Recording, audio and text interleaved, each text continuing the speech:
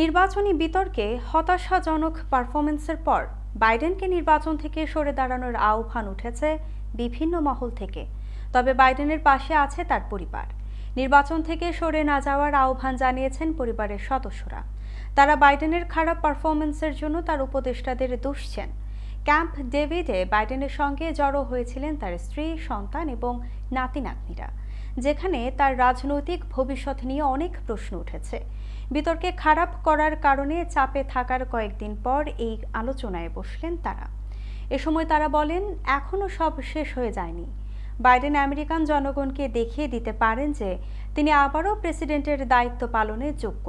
যদিও তার পরিবার জানে বাইডেন কতটা খারাপ পারফরমেন্স করেছিল, তারপরেও তারা মনে করে ট্রাম্পকে হারাতে বাইডেনই একমাত্র সক্ষম ব্যক্তি।